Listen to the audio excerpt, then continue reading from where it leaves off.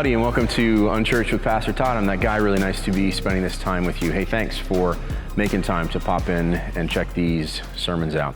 I'm really doing this for two reasons. One, to hopefully give God the glory that He's worthy of. Hopefully, we're making Him smile just a little bit. And really, I'm thinking about you. I'm trying to encourage you. Like you, I know that life is hard. Trust me, I know how hard life can be. And personally, I have found in the story of Jesus a great deal of comfort, principally because I've learned over my time in relationship with Jesus that there's room for me at His side. And of course, if there's room for me, I know that there's room for you. So what I'm trying to do is to pique your interest. I'm trying, if I have your interest, to invite you, as C.S. Lewis says, further up and farther in. So thanks for taking the time. If you've been enjoying this channel, please like today's sermon and consider subscribing. That's one of the easiest ways that you can help us to get these sermons in front of more and more people. If you'd like to help us financially, you can do so on Patreon. You can find me at patreon.com/unchurched. We're in a series called What He Said, where I'm exploring what Jesus had to say about life, God, and the meaning of everything. And we're almost done. We've been in it for almost 30 weeks now, and I think there's 5 or 6 weeks left as we kind of finish up looking at Jesus' story, His life and His ministry through the 3 synoptic gospels, Matthew, Mark, and Luke. Today we come to what I hope will be kind of the ultimate sermon in this entire series. It's not the last one, but this is probably the most important one. Today is the day where we come to the bottom line, and Jesus gives us that bottom line. For sure, you know how important a bottom line is. You've been in relationships where you're trying to figure out how to mend it, and you're just looking for the bottom, like, what's the bottom line? What do I need to do to fix this? You've explored this in a work context where you've been put onto a project and you have to solve an issue, and one of the big tasks that you and the team you're working with have to try to do is figure out what the bottom line is. Let's get down to brass tacks. What's this all about? What is the key thing we need to focus on? What's the main thing? I forget who said it. I don't know if it was Jim Collins, but keeping the main thing is absolutely crucial to being successful. It's absolutely crucial to building a life with any kind of momentum. But to keep the main thing, you have to know what the main thing is. What's the bottom line? Today we come to the bottom line, courtesy of Jesus, in Matthew 22, verses 34 through 40. This, for me, is the absolute heart of my life and ministry.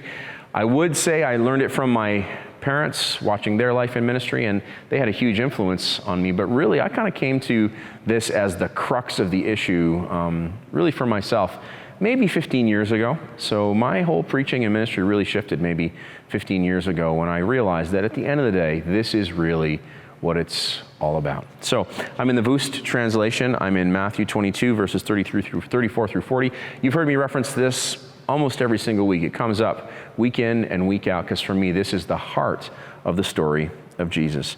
So Jesus has just been arguing with the Sadducees. They are one of the 2 groups of religious leaders who were kind of in control of Judaism in Israel in Jesus' day. There are 2 groups, were the Pharisees and the Sadducees.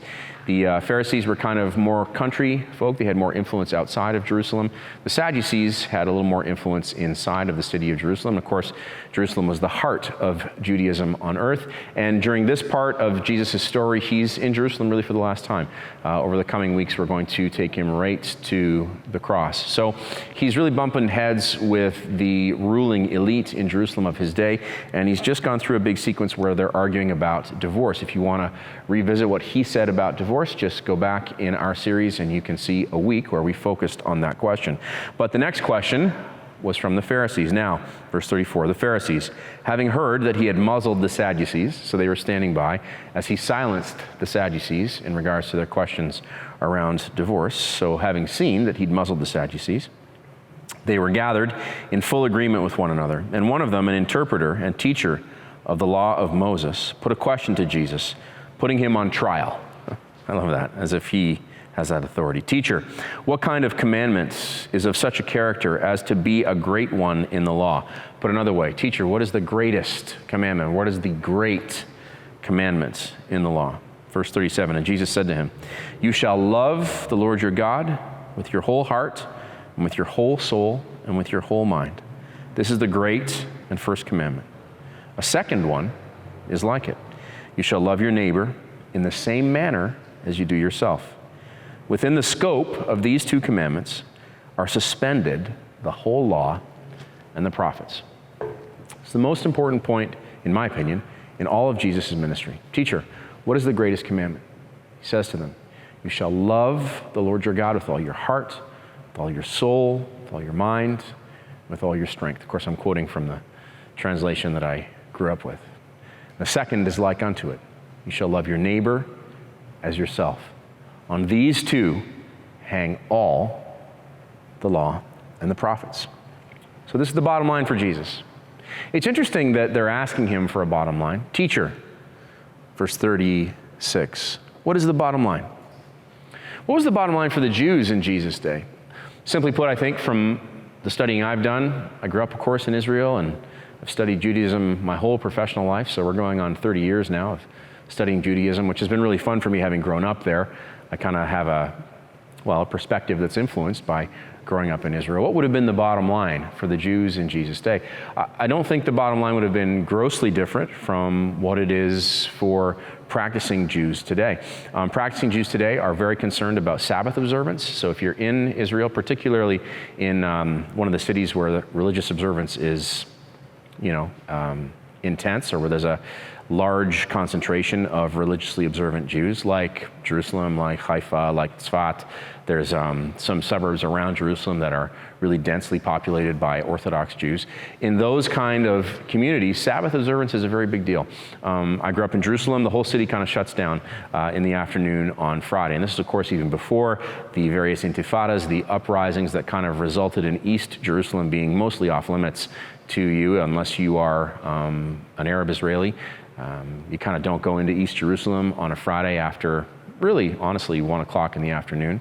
But even before the intifadas of my youth, on a Friday afternoon, the whole city kind of quieted down as the Sabbath approached.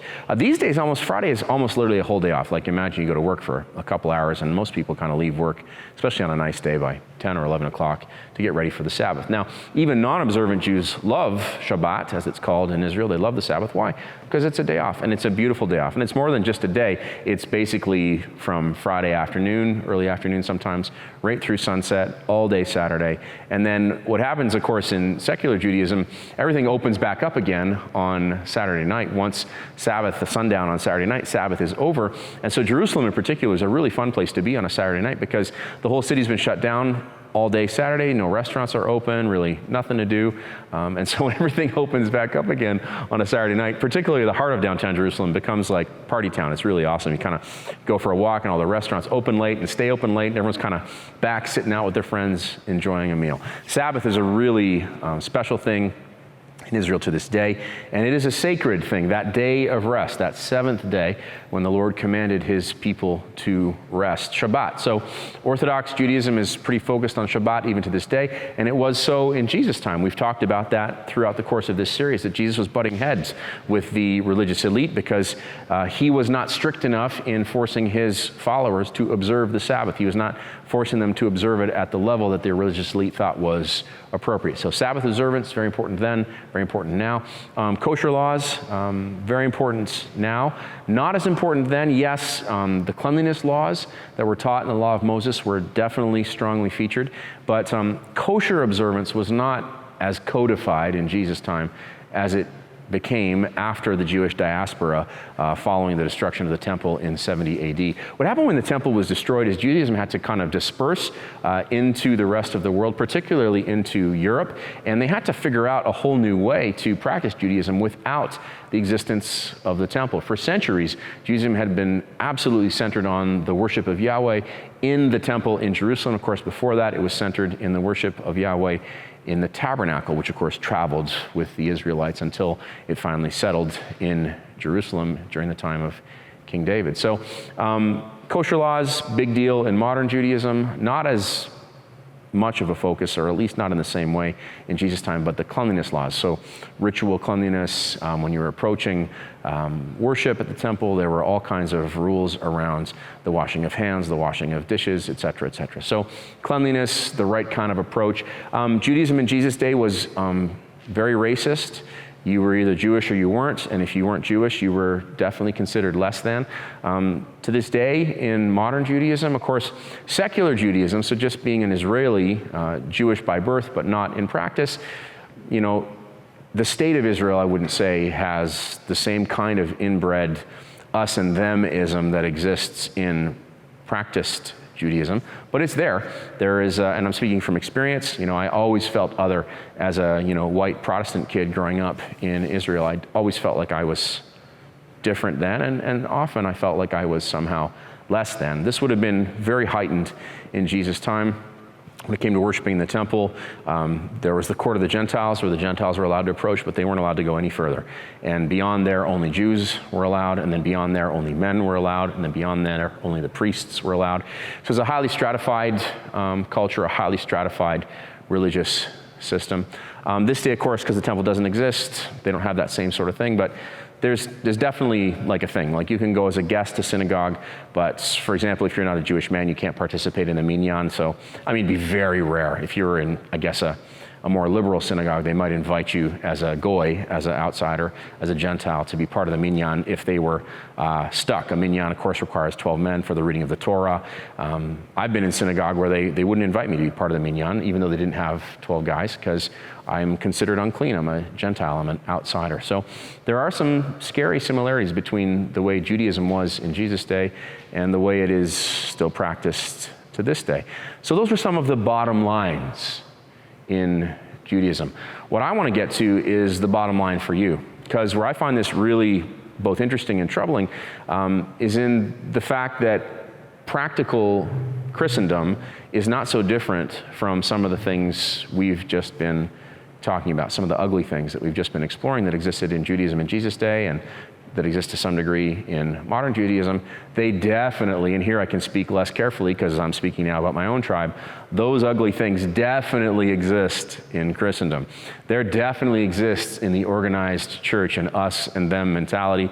And what's deeply troubling about this is that every different version of Christendom, so you've got, Catholics and Orthodox, and then you've got Protestants, and you've got all different types of Protestants, and then you've got non-denominational. There's so many different versions of Christians. It's one of the things that my non-Christian friends always ask me about. They're like, how could this thing be true if all of y'all can't agree on it to the point that there's like 700 different types of Christianity? And to that we have to say, touche. I think it's very telling that every different stream of Christianity has a different way by which they define us and them, by which they determine who's in and who's out. But we're absolutely kidding ourselves if we don't think that that kind of exclusivism exists in Christendom today. I'm okay because of X, Y, Z, and you're not because of A, B, C.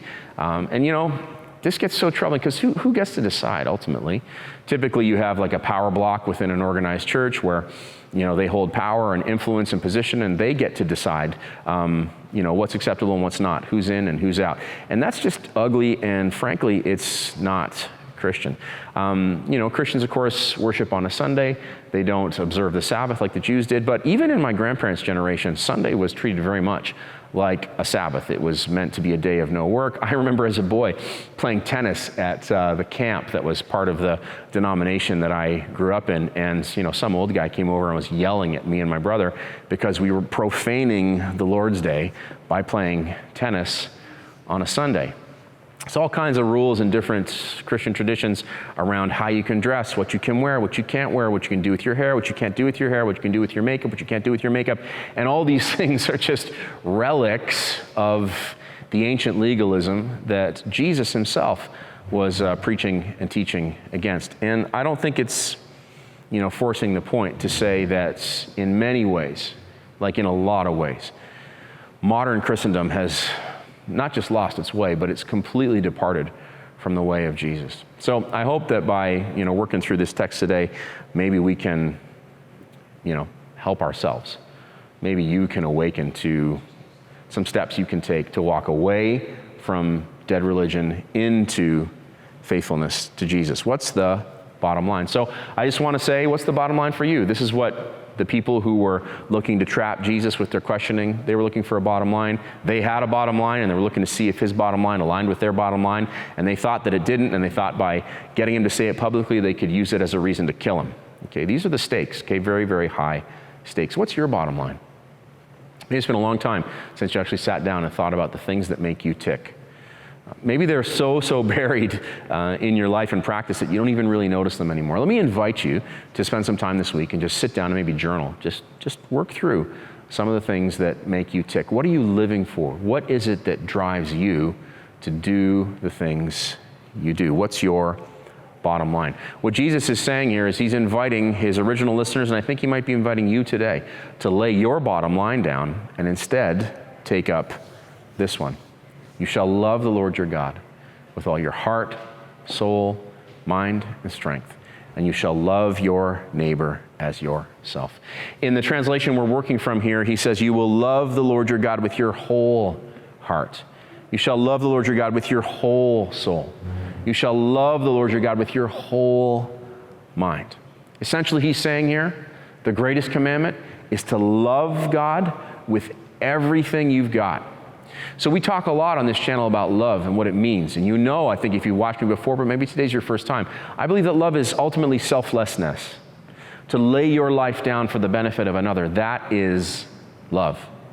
So the greatest commandment, to obey the greatest commandment, is to selflessly give your life away to God with everything you've got. What do we know about selflessness? It's the hardest thing to do. So oftentimes when I come to this territory in my sermons and I bring Matthew 22, 37 through 40 into almost every sermon I preach, because it is, I believe, the crux of the issue, the reaction I often get, the negative reaction I often get, is from people, religious people, who are worried that by me preaching the love of God and the love of neighbor as we learn the love of self, by me emphasizing the greatest commandments and not emphasizing all the other cultural nuances, all the other pet projects, all the other favorite dogmas, all the other favorite rules, the do's and don'ts that they happen to think are essential to Christianity. By me bringing it down to the brass tacks that Jesus brought it down to, they're worried that, people are just going to throw caution to the wind and go and live a wild and crazy life. And this speaks to the motivation that underlies, many church people.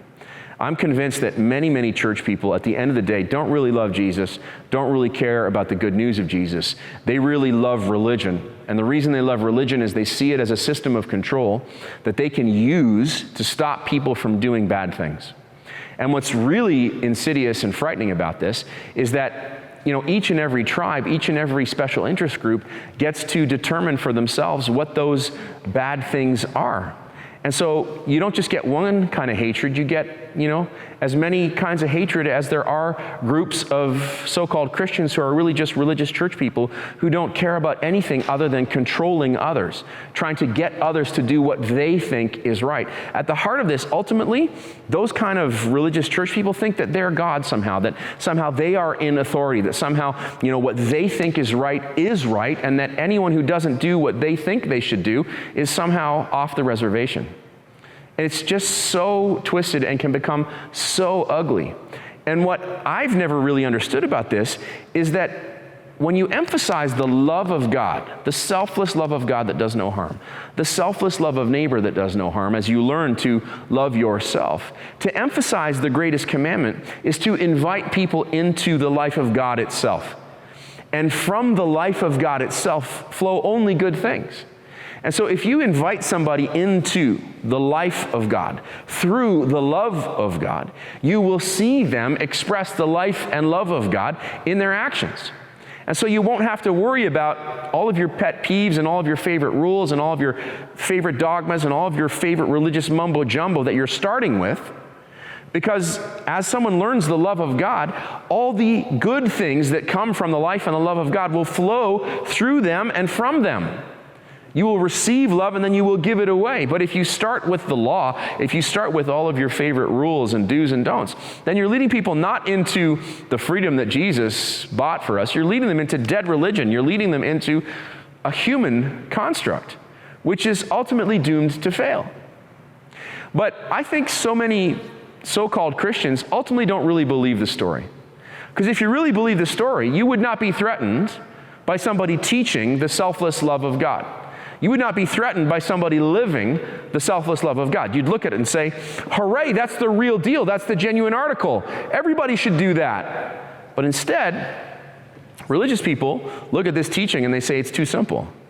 It can't be that easy. Well, I'm here to tell you it is. It's that easy. Teacher, what is the great commandment? And Jesus said, this is the greatest commandment.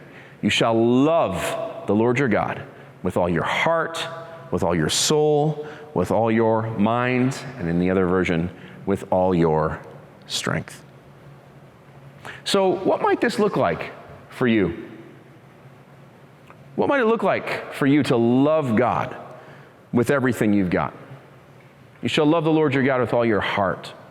So if your heart is talking about your affections, if your heart is talking about your actions, all right, because it's not just those things that you love, but it's what those things that you love cause you to do.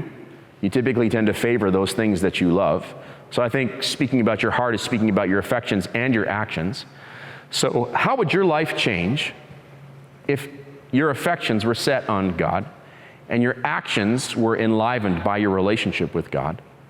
If the love of God was your highest priority in terms of the things that you valued and the things that you did, how would that change the things that you value and the things that you do?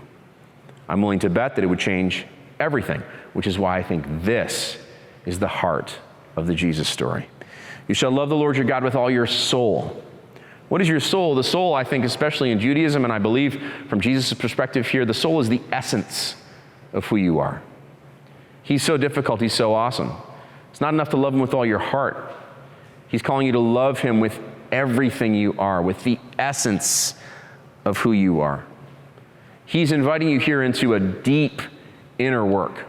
This is why true Christianity is so difficult. This is why so many people, pretend that they're Christians and really they're just religious people, because they refuse to do the deep inner work. I don't know if you remember the Voyage of the Dawn Treader from the Chronicles of Narnia by C.S. Lewis. It's a wonderful sequence when the antagonist, Eustace, the annoying cousin, when he finally receives his healing at the hands of Aslan. And I don't want to spoil it, but go and read it, The Voyage of the Dawn Treader. But it's incredible how deep God has to go to achieve freedom for Eustace. And I think so many of us never go that deep, and so we just kind of scratch the surface and we kind of make do with a surfacey kind of religion, neglecting the inner work. It's not enough. Jesus says you must love the Lord your God with all your soul, and you must love the Lord your God with all your mind. This is speaking, yes, to your thoughts, the things you think about. Are the things you think about centered on the selfless love of God? And not just your thoughts, of course, your dreams. Do the things you dream about, are they influenced at all by the love of God? I think there's probably room to grow for you, and I know for me there. And not just your thoughts, not just your dreams, but also your plans. Right? Because thoughts and dreams, they lead to plans, and then plans are things that we put into action. Do your plans for your life reflect a deep and growing love of God? That's what's required. And do you see, if you were to step into these things, how all the stupid rules that the church people are focused on are meaningless? You wouldn't ever need to think about them, because if you learned to love God with everything you've got in this way, that everything good would flow from it.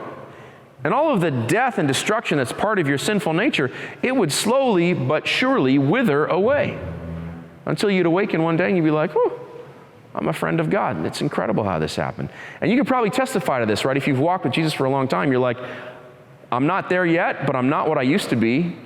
Hallelujah, it's working. The love of God is working in me. And of course, as if that wasn't tough enough, to love God with everything you've got, with your heart, your soul, and your mind. He says in verse 39, and the second is like unto it, you shall love your neighbor in the same manner that you love yourself. You shall love your neighbor as you love yourself. And I always put it this way, you shall learn to love your neighbor as you learn to love yourself. Here we come to one of the absolute bedrock distinctions between Christianity, true Christianity, and secularism. Okay? So secularism says you should learn to love yourself. And then they put a period there. You shall learn to love yourself. But Christianity says you shall learn to love your neighbor as you learn to love yourself. You shall love your neighbor as yourself. You shall love your neighbor in the same manner as you love yourself. Secularism teaches love of self as an end in itself. The way of Jesus teaches love of self as a conduit to the love of neighbor. For how can you love your neighbor if you do not love yourself? So in the way of Jesus, you are to learn to love yourself so that you can love your neighbor. And have you experienced this? I have. As you learn to love yourself and to value the humanity and the image of godness that you see in yourself, it becomes harder and harder to treat others with contempt. Because you, in learning to love yourself, can't help but love your fellow sisters and brothers in whom you see also the image of God reflected. As you learn to truly love yourself, to accept yourself for who you are, how can you accept yourself for who you are and then reject those around you? So the psychologists are onto something when they say that personal acceptance is absolutely crucial to relational health. But it's not an end in itself. Jesus did not say, you shall love yourself. He says, you shall love your neighbor in the same manner as you love yourself. Ergo, learn to love yourself so that you can love your neighbor. It's not just about me, it's about me and you. It's not just about me, it's about we. This is absolutely central to the whole teaching of Jesus. It's not just about me, it's about we. It's not just about you, it's about you and me. We are in this together. And I think we all know this, and I think we all want this, but I think sin gets in the way. Sin, of course, meaning we miss the mark. We miss it relationally. We act selfishly when we know we ought to be selfless. We just screw things up over and over and over again. Instead of doubling down and retrenching and never admitting it, we should just admit it. I'm sorry. It's my bad. Let me make it right. Please help me. I'm committing to never doing that again. And we limp home together because it's not about me, it's about we. Okay, we are in this together. On these two hang all the law and the prophets. On the love of God and the love of neighbor, almost in brackets, as we learn to love ourselves. Hang all the law and the prophets. Within the scope of these two commandments are suspended the whole law and the prophets. Scope. So I'm a sailor. Scope is the amount of chain you let out. So if you're in 10 feet of water, in calm conditions, you let out scope of 4 to 1. So the anchor goes down and then 40 feet of chain attach you to the boat. If you're in a stormy situation, you let out 7 to 1. So 70 feet of chain between the anchor and the boat. Scope. So it's a good word because there's space and lots of chinks in the chain between the anchor and the boat. Okay? So within the scope of these two commandments. So within the scope of the love of God and the love of neighbor as we learn to love ourselves, within the scope of those two are suspended all the law and the prophets. So Jesus is saying, because he's kind, all the little minutia that you're worried about, all the do's and don'ts that you're worried about, all the pet dogmas that you've adopted as law over the course of time, you don't have to hang on to those because the ones that are good will be suspended between these two, the love of God and the love of neighbor, as you learn to love yourself. On these two hang all the law and the prophets. So if you, as a religious person, are concerned that this kind of teaching will do away with all the things that you've come to know and love as central to true Christianity, don't worry about it. Because Jesus himself says that on these two hang all the law and the prophets. So anything and everything good that was contained in the law of Moses hangs on the selfless love of God and the selfless love of neighbor. That's what he said. So essentially what Jesus is saying is if you get these two, you get them all. You get these two, you get it all. I mean, you're welcome. It's so simple, it's life-changing. You get these two, you get them all. Love God, love neighbor, as you learn to love yourself, period. Full stop. You're welcome. And next week, what he said about taxes.